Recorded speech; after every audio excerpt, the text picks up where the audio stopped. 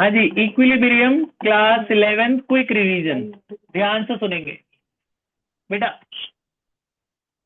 देखो, इक्विलिब्रियम में सबसे पहला टॉपिक था कि व्हाट इज इक्विलिब्रियम। इक्विलिब्रियम क्या होता है बेटा कि when the rate of forward reaction becomes equal to rate of reverse reaction. जितनी तेज रिएक्शन आगे जाए, है ना, जितनी तेज रिएक्शन आगे जाए उतनी ही तेज रिएक्शन पीछे आए, रेट ऑफ रिवर्स रिएक्शन। कोई रिएक्शन आगे जा रही है उतनी तेज पीछे आ रही है। जैसे आपको बताया था कि भाई नाइट्रोजन और हाइड्रोजन मिलके अमोनिया बनते हैं, है ना, और इसको बैलेंस करें तो नाइट्रोजन हाइड्रोजन शुरू में अमोनिया बन गए, है ना। फिर थोड़ी देर बाद क्या हुआ, अमोनिया वहां से टूटने लग गया। मान लो शुरू में नाइट्रोजन था 5 मोलर और ये था आपका 15 मोलर, ठीक है। और ये अमोनिया बन गए यहाँ पे कुछ, इसमें से मान लो 7-8 मोलर, 8 मोलर अमोनिया बन गया। सारा तो नहीं बना, थोड़ा थोड़ा टूट टूट के बनता जा रहा है इसमें इनिशियली शुरू में। उसके बाद क्या हुआ, ये कम होते जाएंगे थोड़ी देर बाद। मान लो ये 5 मोलर से 3 मोलर हो गया, कम हो गया। और ये 15 से आपका हो गया 8 मोलर या 7 मोलर हो गया। और ये आपका हो गया 10 मोलर। अब उसके बाद कोई बढ़ ही नहीं रहा, ना ये बढ़ रहा है, ना ये बढ़ रहा है, ना ये बढ़ रहा है, जबकि रिएक्शन हो रही है। अब इनमें चेंजेस ही नहीं आ रहे, तो उसे बोलते हैं इक्विलिब्रियम। इक्विलिब्रियम का मतलब हुआ कि रिएक्शन हो रही है लेकिन पता ही नहीं चल रही। क्यों? क्योंकि जितनी तेज रिएक्शन आगे जा रही है, जितनी तेज अमोनिया बन रहा है, जैसे अमोनिया मान लो 2 मोलर और बन गया, ये 12 मोलर हो गया। वो जैसे ही 2 मोलर और बना, वो वापस टूट के वापस नाइट्रोजन हाइड्रोजन बन गए। तो अमोनिया जैसे बना होगा वापस टूट के नाइट्रोजन हाइड्रोजन बन गए होंगे। तो मतलब कि रिएक्शन जितना आगे जा रही है उतना ही पीछे आ जा रही है। तो हमें पता ही नहीं चल रहा कि ये बढ़ रहे हैं या ये घट रहे हैं, क्योंकि जैसे ये बढ़ रहा है वो वापस जो एक्स्ट्रा वाला था वापस तोड़ के उनको वापस नाइट्रोजन हाइड्रोजन बना दे रहा है। तो ये सेम ही सेम रह रहे हैं, इनमें कोई चेंजेस ही नहीं आ रहे। तो उसे बोलते हैं इक्विलिब्रियम। समझे? इक्विलिब्रियम का मतलब शुरू में इक्विलिब्रियम नहीं आती, थोड़ी देर बाद आता है इक्विलिब्रियम। तो जब वो बैलेंस हो जाता है उसे इक्विलिब्रियम कहते हैं। तो इक्विलिब्रियम निकालने के लिए जो सबसे पहला कंसेप्ट था बेटा, वो था इक्विलिब्रियम कांस्टेंट। इक्विलिब्रियम कांस्टेंट को क्या कहते थे? केसी। इक्विलिब्रियम कांस्टेंट कैसे निकलता था? Product upon reactant, concentration of ammonia, उसके कोफिशिएंट को क्या बना देते थे? Upon two. अपॉन में क्या लिखेंगे? नाइट्रोजन और हाइड्रोजन, उनके कोफिशिएंट को यहाँ पे 3 बना देंगे। तो अमोनिया की कंसंट्रेशन कितनी है? 10। नाइट्रोजन की कितनी है? 3। हाइड्रोजन की कितनी है? 7। उसका क्यूब। फिर इसको सॉल्व कर लेंगे, 100/3 × 343, फिर जो भी सॉल्व करके आ जाएगा वो आपको कैसे मिल जाएगा। ये बात समझ में आ गई? ठीक है। तो ये केसी क्यों कहते हैं? क्योंकि ये कांस्टेंट है at particular concentration, at particular molarity, उसे केसी कहते हैं। अब मान लो यहां पर मोलैरिटी की बजाय यही ये प्रेशर दिया होता, मोलैरिटी नहीं दिया होता, हमें प्रेशर दिया होता, तो केसी कैसे निकला? समझ में आ गया?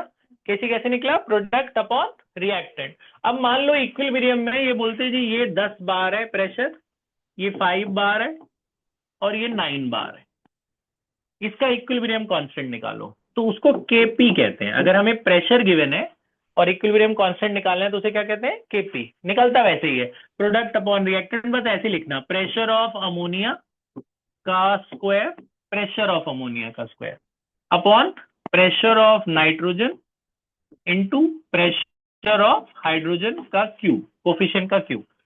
अमोनिया का कितना दे रखा था? 9, अपॉन में इसका कितना था? 10, और इसका कितना था? 5 का क्यूब। इसको सॉल्व करके जो आ जाएगा वो केपी आ जाएगा। ठीक है। अच्छा, तो अगर हमें मान लो रिएक्शन ऐसे दे रखी है, ए प्लस बी बी और इक्विलिब्रियम में है, उससे सी सी और डी डी बनता है। तो इससे इससे जो हम इक्विलिब्रियम कांस्टेंट केसी निकालते हैं, केसी का क्या फॉर्मूला पता है आपको? Product upon reactant. तो कैसे लिखते हैं? सी की पावर सी, डी की पावर डी, है ना, कोफिशिएंट को पावर, अपॉन ए की पावर ए, बी की पावर बी। ये केसी बनता है। और जो हम केपी निकालते हैं वो ऐसे निकालते हैं ना, कैसे बोलो? प्रेशर ऑफ सी की power C, pressure of this, into pressure of D की power D, upon pressure of A की पावर ए, और नीचे इधर प्रेशर ऑफ बी की पावर बी। अब वो फॉर्मूला, अब ये केपी केसी का एक रिलेशन है, एक छोटी सी डेरिवेशन बता रहा हूं मैं आपको। अगला है रिलेशन, आपने कर रखा है। ये फॉर्मूला था, पीवी इज इक्वल्स टू क्या होता था? एनआरटी। तो अगर हम v नीचे ले जाएं तो n by V R T हो जाएगा। n बाई वी को c कहते हैं ना बेटा, मोलैरिटी। n बाई वी को क्या कहते हैं, c, मोलैरिटी। तो जैसे प्रेशर ऑफ c लिखना है तो आप क्या लिखोगे, C R T. C R T की पावर क्या होगा, c। प्रेशर ऑफ d लिखना है तो क्या लिखोगे, डी आर टी की power d। Pressure of a लिखना है तो ए आर टी की power a। Pressure of b लिखना है तो बी आर टी की पावर b। ऐसे लिखते हैं ना। अब इनको अलग कर लो, ये एबीसीडी को अलग कर दो, आर टी अलग कर दो। मतलब यहाँ सी की पावर सी अलग कर दो, डी की पावर डी अलग, ए की पावर ए अलग, ए की पावर ए अलग, बी की पावर बी अलग कर दो। और जो आरटी है, सभी ऊपर भी आरटी है नीचे भी आरटी है, तो एक ही बार आरटी लिखो। ऊपर वाली पावर ऐड हो जाती है, आपको पता है, और है ना, ऊपर वाली पावर ऐड और नीचे वाली पावर सब्ट्रैक्ट। नीचे वाली दोनों सब्ट्रैक्ट कर दी ऐड करके, है ना। इसको केसी बोलते हैं, सी बाई सी की पावर सी। इस पूरे को हटाकर क्या लिख सकते हैं, केसी। तो ये जो अपना ये वाला पोर्शन है, ये, इसको हटाकर हम केसी लिख देते हैं, इसको हटाकर लिख देते हैं केसी। और यहाँ आर टी की पावर, इसको डेल्टा एन बोलते हैं ना, तो ये केपी केसी की रिलेशन है, KP equal to KC R T to the power delta N. तो अगर हमें पीछे केसी पता हो तो हम केपी निकाल सकते हैं, यहाँ से केसी डाल देना, आर की वैल्यू दे रखी होगी डाल देना, 8.314, टेम्परेचर दे रखा होगा डाल देना। डेल्टा एन कैसे निकलता है आपको पता ही है, कैसे निकलता है, प्रोडक्ट के कोफिशिएंट में से रिएक्टेंट के कोफिशिएंट माइनस कर देना, है ना। पी के पी केसी की रिलेशन। अगला टॉपिक क्या तक समझ में आ गया। अगला टॉपिक था बेटा, उसे कहते थे reaction quotient. Reaction quotient QC, मतलब कोई रिएक्शन अभी बताएंगे, अब आपको दे देंगे, जैसे ये नाइट्रोजन हाइड्रोजन से अमोनिया बना, आपको बताएंगे नहीं कि इक्विलिब्रियम है कि नहीं, आपको उसका केसी दे देंगे। जैसे इसका केसी दे दिया 1, और इनकी मोलैरिटी भी दे दी, ये 5 दे दिया, ये 2 दे दिया, और ये आपका 10 दे दिया। आपको बोला चेक करो ये इक्विलिब्रियम में है कि नहीं है, तो उसके लिए क्यूसी निकालते हैं। क्यूसी भी वैसे ही निकलता है जैसे केसी निकलता है। तो अब मुझे चेक करना है रिएक्शन इक्विलिब्रियम में है कि नहीं, तो पहले मैं क्यूसी निकालूं। क्यूसी कैसे निकलता है, प्रोडक्ट अपॉन रिएक्टेंट। प्रोडक्ट में कौन है, अमोनिया। अमोनिया की वैल्यू कितनी है, 10। कोफिशिएंट को पावर बना देंगे, अपॉन में नीचे क्या है 5, और 2 का कोफिशिएंट के पावर 3, तो ये 10 का स्क्वायर क्या हो गया 100, और नीचे कितना हुआ 8 इंटू 5 कितना हुआ 40। तो एक से ज्यादा आ रहा है कि कम आ रहा है, 5/2 का मतलब 2.5, एक से ज्यादा आ रहा है। तो अगर क्यूसी, मैंने इनको 3 केस बताए थे। पहला केस ये था, अगर क्यूसी केसी से ज्यादा आ रहा है, अगर क्यूसी केसी से ज्यादा आ रहा है नहीं, रिवर्स रिएक्शन, ठीक है। क्यूसी अगर केसी से ज्यादा है तो कहां जा रही है रिएक्शन, पीछे जा रही है। और अगर क्यूसी कम है तो कहां जाएगा, फॉरवर्ड। और अगर दोनों बराबर हैं तो इक्विलिब्रियम। दोनों बराबर तो है नहीं, क्यूसी 2.5 है, केसी कितना है 1, ये ज्यादा है ना उससे, तो क्यूसी हमारा केसी से ज्यादा है। तो ज्यादा है तो कौन सा केस लगा, पहला। तो कौन सी रिएक्शन है ये, रिवर्स रिएक्शन, यानी रिएक्शन कहाँ जा रही है, पीछे। यहाँ तक बात समझ में आ गई। केसी कैसे निकालते हैं, केसी केपी की रिलेशन समझ में आ गई, क्यूसी समझ में आ गया, रिएक्शन क्वोशिएंट क्या होता है। अगला आपको इनको बताया था कि कोई रिएक्शन आपको दे देंगे, जैसे PCl5 टूटा, PCl3 प्लस Cl2, आपको उसका केसी भी दे देंगे, केसी दे दिया 5, ठीक है जी। आपको इसकी शुरू की मोलैरिटी दे देंगे, जैसे ये दे दिया 2 मोलर शुरू में। जब यही रहा होगा वो दोनों तो बने नहीं होंगे, शुरू में रिएक्टेंट होगा, प्रोडक्ट कितना होगा 0 0। तो बोलेंगे बताओ जब ये इक्विलिब्रियम में हो गया था तब ये सब कितने कितने हो गए, कम हो जाएंगे ना, ये कम हो जाएगा और ये दोनों बढ़ जाएंगे। तो बोलेंगे बताओ कितना हुआ। तो at equilibrium what is there concentration, equilibrium में कंसंट्रेशन बनाओ। तो मैंने इनको बताया था कि इनको XX मान लेना, जितना कोफिशिएंट उतना मानते, 1 है तो 1x, 2 होता तो क्या मानते 2x, और इसमें से x कम कर देना, इधर 2 में से क्या कम हो जाएगा x। फिर केसी निकालना, केसी का फॉर्मूला कैसे निकलेगा, प्रोडक्ट अपॉन रिएक्टेंट। प्रोडक्ट में कौन है PCl3 इंटू Cl2, और नीचे कौन आएगा आपका PCl5। वैल्यू डालो PCl3, और ये कितना है x इंटू एक्स, अपॉन में ये कितना है 2 माइनस एक्स, और केसी की वैल्यू कितनी थी 5, तो ये हो गया आपका x²। ये इधर ले जाओ, क्रॉस मल्टीप्लाई कितना होगा 10 माइनस 5x, सबको उधर ले आओ, इस सबको उधर ले आओ, x² plus 5x minus 10, quadratic बन गई, क्वाड्रेटिक बन गई। अब इसे डी वाले से कर लो, है ना, फैक्टर तो बन नहीं रहा। ए कितना है 1, बी कितना है 5, सी कितना है -10। एबीसी पता चल गया। अब डी निकाल लो, डी डी क्या होगा b² - 4ac। बी की वैल्यू कितनी है 5, 4ac कितना हुआ 25 और 40, 25 40 65, डी निकल गया। फिर वो x का फॉर्मूला लगाओ, क्या फॉर्मूला था -b ±√d/2a। b की वैल्यू कितनी है 5 और d की वैल्यू कितनी है 65, 2a, a कितनी वैल्यू थी 1, 65 का रूट 65, 8 8 जा 64, 8 8 जा 64, 64 8.1 के आसपास, है ना। और नीचे 2, 8 - 5 कितना हुआ 3.1 अपॉन 2, माइनस वाला तो लोगे नहीं, तो कितना हुआ ये 1.15 के आसपास, 1.56 के आसपास। तो ये आपका x आ गया बेटा। जब x आ गया तो ये भी पता चल गया, ये भी पता चल गया, और 2 में से 1.5 माइनस कर दो, ये भी पता चल गया, तीनों पता चल गए ना। ये समझ में आ गया। चले आगे बढ़े। उसके बाद था बेटा ये ली शैटलियर्स प्रिंसिपल। आप एक बार नोट्स देखना और ये रिकॉर्डिंग देखना, आपका क्विक रिवीजन हो जाएगा। ली शैटलियर्स प्रिंसिपल, लेकिन क्विक रिवीजन से बात नहीं बनती, क्वेश्चन तो करने ही पड़ते हैं, ये तो बस मैं आपको याद दिला रहा हूँ। सुनो, ली शैटलियर्स प्रिंसिपल। ली शैटलियर्स प्रिंसिपल कहता है कि अगर कोई रिएक्शन इक्विलिब्रियम में है, हमने बाहर से कुछ उसमें डाल दिया, तो कुछ मतलब जो है वही डालना है। जैसे मेरे पास यही था, नाइट्रोजन और हाइड्रोजन से अमोनिया बन रहा है, और वापस अमोनिया टूट के नाइट्रोजन हाइड्रोजन बन जा रहा है, इक्विलिब्रियम में है ये रिएक्शन, और मैंने ऊपर से और नाइट्रोजन डाल दिया एक्स्ट्रा, तो रिएक्शन थोड़ी देर के लिए डिस्टर्ब हो जाएगी, थोड़ी देर के लिए उसकी इक्विलिब्रियम खराब हो जाएगी। तुम ये अगर रिएक्टेंट बढ़ाओगे तो प्रोडक्ट की तरफ भागेगा, प्रोडक्ट बढ़ाओगे तो रिएक्टेंट की तरफ भागेगा, लेकिन वो जल्दी जल्दी उसे खत्म करेगा जो तुमने एक्स्ट्रा डाला है, और खत्म करके वापस अपने उसी मोड में आने की कोशिश करेगा, यानी कि इसमें इक्विलिब्रियम में आने की कोशिश करेगा। तो जो तुम एक्स्ट्रा डालोगे ना, उसे जल्दी जल्दी खत्म कर देगा, वो खत्म करके वापस वो बैलेंस हो जाएगा। पहले जल्दी जल्दी होने लग जाएगा, जो तुमने एक्स्ट्रा डाला उसे खत्म करके वापस वो इक्विलिब्रियम में आ जाएगा। इसे कहते हैं ली शैटलियर्स प्रिंसिपल। तो इसमें था बेटा किस इफेक्ट ऑफ क्या क्या, किसका इफेक्ट से इक्विलिब्रियम में फर्क पड़ता है। सबसे पहला कंसंट्रेशन चेंज, पहला था कंसंट्रेशन चेंज से इक्विलिब्रियम में क्या फर्क पड़ता है। कंसंट्रेशन अगर बढ़ाओगे रिएक्टेंट की तो रिएक्शन फॉरवर्ड में भाग जाएगी, प्रोडक्ट की बढ़ाओगे तो रिवर्स में भाग जाएगी, लेकिन अंत में वो इक्विलिब्रियम में आ जाएगी।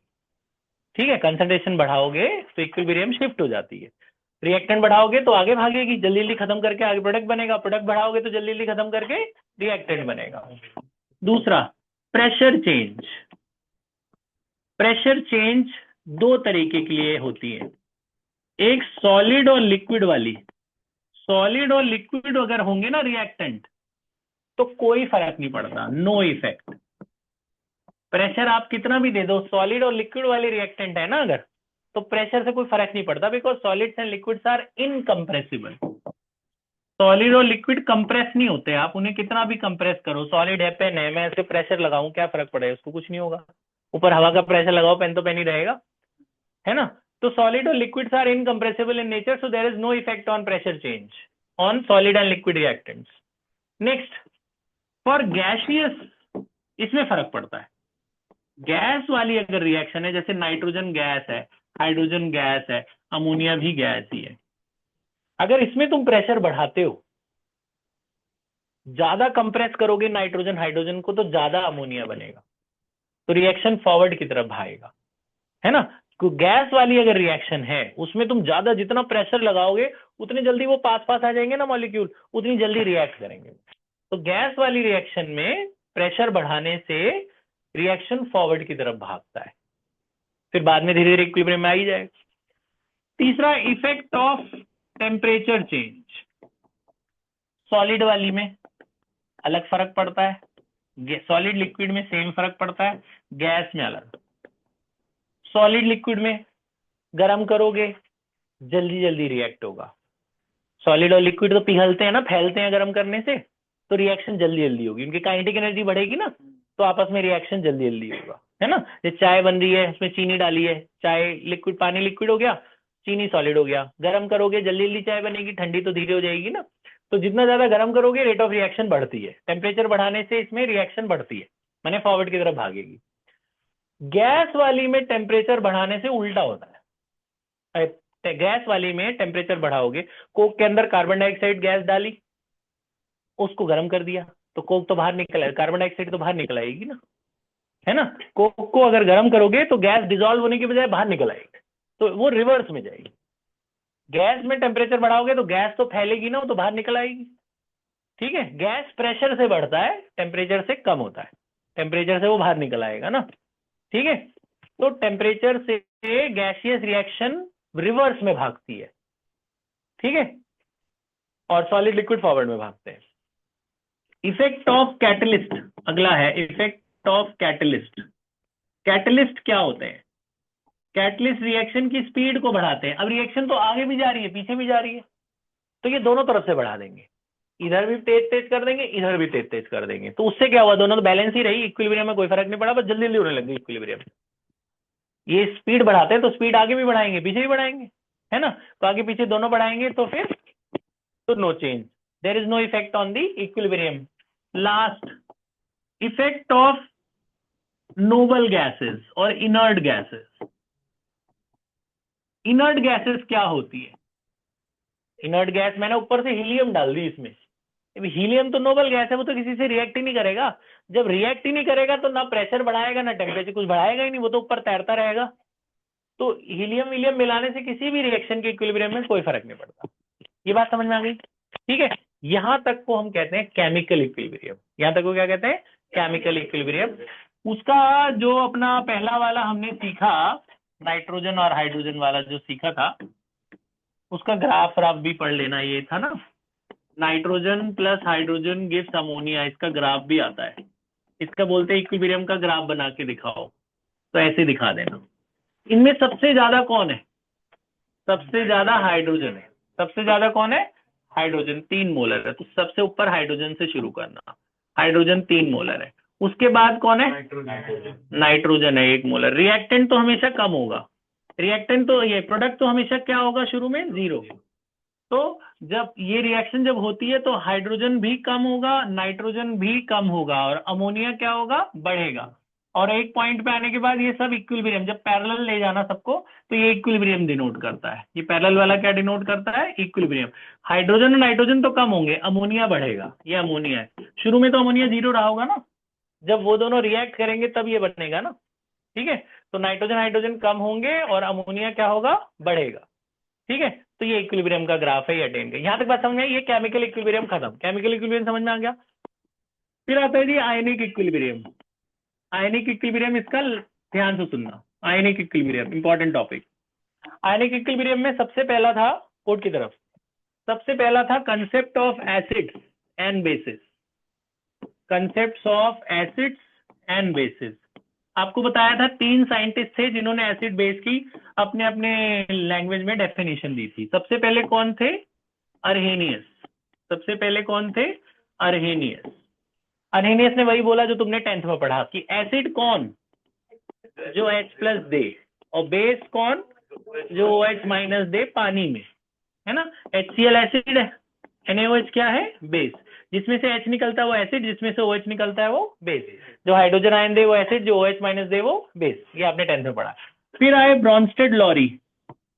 ब्रॉन्स्टेड लॉरी, ब्रॉन्स्टेड ने इन्होंने बोला एसिड वो जो H+ दे, H+ लूज करे, और बेस वो जो H+ गेन करे। उल्टा बोला उन्होंने, मतलब OH- होगा तो H गेन कर लेगा ना वो। उसने H में ही दोनों डेफिनेशन दे दी, जो H दे वो एसिड और जो H ले वो बेस। इसी इन्होंने ही बताया था ना वो, कि जैसे तुम्हारे पास पानी है, बोलेंगे इसका कॉन्जुगेट एसिड लिखो और इसका कॉन्जुगेट बेस लिखो। इन्होंने ही बताया था ना वो, कॉन्जुगेट एसिड और बेस कैसे लिखते हैं, मैंने बताया था। एसिड लिखना है तो एक H इंक्रीज कर दो, H+ ऐड करो, ऐड H+, इसमें एक H ऐड कर दो, कितना होगा? एक H बढ़ा दो और प्लस लगा दो, तो इसका कॉन्जुगेट एसिड क्या हुआ? इसका कॉन्जुगेट एसिड क्या हुआ? H3O प्लस, और इसका कॉन्जुगेट बेस कॉन्जुगेट बेस कैसे निकालते हैं? जो H प्लस लूज करे, इसमें से एक H कम कर दो, तो एक H कम कर दोगे तो क्या बचेगा? OH minus. तो कॉन्जुगेट बेस क्या होगा? H कम करेगा, और एसिड क्या होगा? H बढ़ा देना। ये थे ब्रॉन्स्टेड लॉरी। तीसरे कौन थे? लुईस। लुईस ने क्या बोला? एसिड वो जो, वेरी गुड, जो इलेक्ट्रॉन डेफिशिएंट हो, जो इलेक्ट्रॉन डेफिशिएंट होते हैं वो क्या होते हैं? एसिड। और बेस कौन? जो इलेक्ट्रॉन रिच हो। जैसे अगर मैं आपसे कहूं H प्लस, जिसपे प्लस चार्ज है, जिसपे लोन पेयर नहीं है, वो एसिड है ना। CH3 plus acid. और मैं आपसे कहूं NH3, जिसपे लोन पेयर है, वो बेस। H2O ऑक्सीजन पे लोन पेयर है, बेस। तो लुईस के हिसाब से जिसपे लोन पेयर है वो लुईस बेस, और जिसपे लोन पेयर नहीं है वो लुईस एसिड। ठीक है। फिर आपको बताया था, ध्यान से सुनना, फिर आपको ये कुछ फॉर्मूले बताए थे आयनिक इक्विलिब्रियम में, कि जब आप पानी को आयोनाइज करते हो तो इसमें से क्या मिलता है? H प्लस और OH माइनस। तो इनका जो इक्विलिब्रियम कांस्टेंट होता है उसे KW बोलते हैं। KW से हमें क्या मिला? H प्लस आयन मिला और OH माइनस आयन मिला। आपको बताया था इनकी वैल्यू 10 की पावर माइनस 14 होती है। तो H और OH का प्रोडक्ट क्या होता है? 10 की पावर माइनस 14, पहला फॉर्मूला। दूसरा आपको बताया था pH निकालने का। pH आपने पढ़ा है, pH stands for potential of hydrogen. pH का फुल फॉर्म क्या होता है? Potential of hydrogen. मतलब कितना H प्लस है उतना अच्छा वो, उस हिसाब से pH निकलता है। pH के दो फॉर्मूले बताए थे, minus log of H plus and minus log of H3O plus. ये pH के एक फॉर्मूला था। दूसरा आपको बताया था जी X equal to C alpha. C is molarity, alpha is degree of dissociation. एक फॉर्मूला बताया था। इन पे एक क्वेश्चन बता देते हैं, उसके बाद आगे बताते हैं। जल्दी से देख लो एक क्वेश्चन इन पे। फॉर्मूले देख लिए थे आपने तीनों? क्या क्या फॉर्मूले थे जल्दी से देख लो। H और OH का प्रोडक्ट क्या होता है? 10 की पावर माइनस 14। और pH क्या होता है? Minus log of H plus या minus log of H3O plus. X क्या होता है? C alpha. ठीक है। इन पे एक क्वेश्चन जल्दी से, बस ज्यादा नहीं बचा है, थोड़ा सा ही और है, उसके बाद आपको क्वेश्चन मिलेंगे, करना ध्यान से सुनना। क्वेश्चन ये है जी, हमारे पास HF है 0.5 मोलर, 0.5 मोलर HF है। उसका आयोनाइजेशन कांस्टेंट, ये एसिड है, आपको पता चल गया। इसमें से H निकलेगा, वो क्या होता है? एसिड। इसका आयोनाइजेशन कांस्टेंट, एसिड का आयोनाइजेशन कांस्टेंट कैसे लिखते हैं? Ka। बेस होता है तो आयोनाइजेशन कांस्टेंट कैसे लिखते हैं? Kb। तो इसका Ka आपको दे देंगे, जैसे 2 × 10 की पावर माइनस 2 दे दिया, और बोला जी इसका pH निकालो और डिग्री ऑफ डिसोसिएशन निकालो। ये दोनों चीजें निकालो, find pH and degree of dissociation. Answer तो हमने कहा था आप पहले रिएक्शन लिखना, वो लोग तो रिएक्शन देंगे नहीं, इसको पानी से रिएक्ट कराना, याद है? तो पानी से जब एसिड H देगा ना, तो H हटा देना, इसमें से H वाटर गेन कर लेगा, इसमें से H हटा दो, क्या बचा? F माइनस, और ये H ये गेन कर लेगा, तो क्या बन जाएगा? H3O plus. इसका H इसको दे देना। तो ऐसे लिखना, जब शुरू में टाइम 0 था तो मोलैरिटी कितनी थी? 0.5, और इनकी मोलैरिटी क्या थी? 0 0। फिर लिखना एट इक्विलिब्रियम। इक्विलिब्रियम में इनको क्या मान लेना होता है? XX, और यहाँ क्या करना होता है? 0.5 माइनस x। Ka निकालना, कैसे निकलता है? Product upon reactant. प्रोडक्ट में यही दोनों XX, तो x into x upon reactant में कौन है? 0.5 माइनस x। Ka की वैल्यू कितनी है? 2 × 10 की पावर माइनस 2।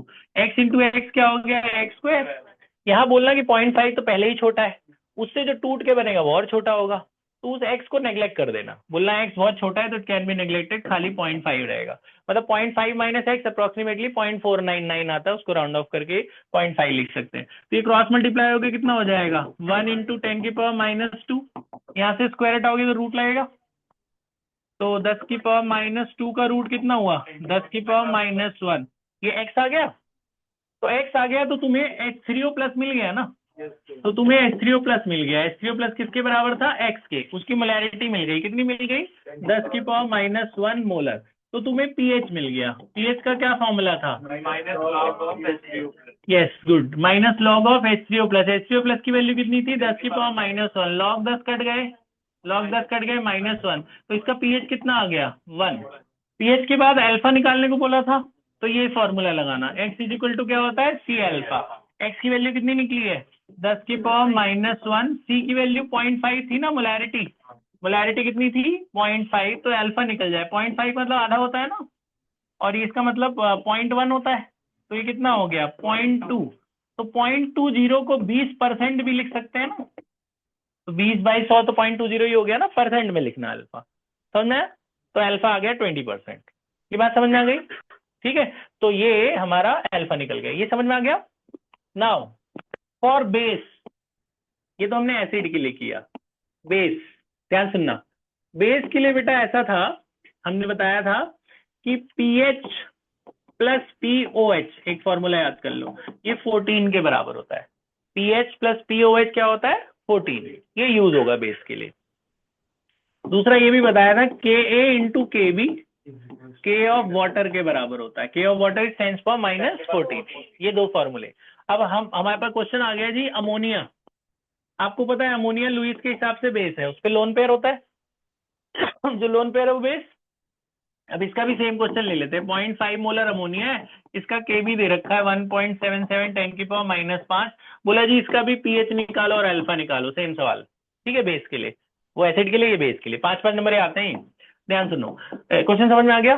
पहले अमोनिया को हम पानी से रिएक्ट कराएंगे, एसिड पानी से रिएक्ट कराते हैं तो ये एच अपना दे देता था, लेकिन बेस एच नहीं देता, ये एच ले लेगा, पानी में से एच और ओ एच मिलेगा, तो ये एच ले लेगा, एच गेन करेगा तो क्या बन जाएगा, और यहाँ ओ एच माइनस, यहाँ से एच निकलेगा ना, वो एच ये गेन कर लेगा, तो वहां क्या बचेगा ओ एच। ऐसे लेना, शुरू में टाइम 0 था, तो मोलैरिटी इसकी कितनी थी 0.5, और ये कितने थे 0.0, फिर इन्हें क्या मानेंगे, यहाँ क्या होगा 0.5 माइनस एक्स, यहाँ क्या लिखते हैं एट इक्विलिब्रियम, फिर के बी कैसे निकालते हैं, product upon reacted, x into x is x square upon 0.5 minus x, फिर एक्स नेग्लेक्ट कर देंगे, के बी इज 1.77 10⁻⁵, इधर x square upon 0.5 minus x का एक्स गायब कर दिया, ये मल्टीप्लाई हो गया, ये कितना हो गया, ये आपका यहाँ से एक्स स्क्वायर निकल जाएगा, ये हो गया जी 1.77, 0.5 का मतलब आधा होता है ना, 10⁻⁻5 है जी, तो ये काट दो, ये कितना हो गया 0.8, 2 8 65, फिर 8 है ना, और 5 है ना, 10⁻⁻5, इधर क्या बचा एक्स स्क्वायर, ये पावर को इवन बनाना हमेशा 10 की पावर को, तो ये 0.1 कदम आगे शिफ्ट कर दो, 8 5 कर दो, 10⁻⁻6 हो जाएगा, अब यहाँ से स्क्वायर हटा के इधर क्या लगा दो रूट, 8.8 इज अराउंड 9, 9 का रूट क्या होता है 3, तो 3 के आसपास ही होगा, 3 से थोड़ा कम होगा, 2.9 के आसपास, तो 2.99 ले सकते हैं ना इसे, और 10 की पावर माइनस क्या हो जाएगा 3, ऐसे अप्रोक्सीमेशन में चलेगा। एक्स समझ में आ गया? एक्स के बाद आप निकालना बेटा पीएच का फॉर्मूला, 3 फॉर्मूले लिखेंगे, जैसे ये पीएच है आप देख रहे हैं, एक पीओएच भी होता है बेटा, pOH is minus log of O H minus, pOH is minus log of OH, P का मतलब माइनस लॉग, अगर आपको कोई बोले जी पी के ए निकालो तो वो क्या होगा माइनस लॉग ऑफ के, पी के बी तो माइनस लॉग ऑफ के बी, तो आपका बेस आए ना जब, तो आपको जब एक्स पता चलेगा तो आपको ओ एच पता चलेगा ना, तो आपको ओ एच पता चल गया, ओ एच की कंसंट्रेशन आपको पता चल गई कितनी 2.99 10⁻⁻3, ओ एच पता चल गया। ओ एच जब पता चला तो आप पी ओ एच निकालो, पी ओ एच कैसे निकलेगा minus log of O H minus, तो माइनस लॉग ऑफ इसका लॉग ले लोगे, 2.99 लॉग देखना जिसको नहीं आता वो लॉग की अलग वीडियो देख लेगा, 29 का 9 में देख लेंगे, वो पी एच आ जाएगा, ये पी ओ एच आएगा ना बेटा, तो ये क्योंकि बेस है तो 7 से तो बड़ा ही आएगा, मान लो 8.19 आ गया सपोज सॉल्व करके, है जी, पीओएच आ गया, फिर ये फॉर्मूले में डाल देना, यहाँ से पीएच मिल जाएगा, है ना, क्या फॉर्मूला है पीएच प्लस पीओएच किसके बराबर होता है 14 के, तो ये तो 8.19 आ गया, तो इधर जाके माइनस हो जाएगा तो पीएच आ जाएगा ना, 14 माइनस 8.19 है ना, तो आपको यहाँ से पीएच मिल जाएगा, ये बात समझ में आ गई, यहाँ से पीएच समझ में आ गया, पीएच के बाद फिर अल्फा निकालना था, तो अल्फा तो ऐसे ही निकलेगा, एक्स इक्वल टू क्या होता है सी अल्फा, तो एक्स आपको पता ही था, एक्स आपको पता है ना 2.99 वाला, और मोलैरिटी भी आपको पता ही है, मोलैरिटी 0.5 है, तो यहाँ से आपको अल्फा मिल जाएगा, ये बात समझ में आ गई, ठीक है, क्या तक ठीक है, तो इतने कर लो पहले, है ना, ये भी बहुत सारा है, उसके बाद फिर हम और आगे के जो कंसेप्ट हैं वो डिस्कस करते हैं, पॉज कर दे बेटा।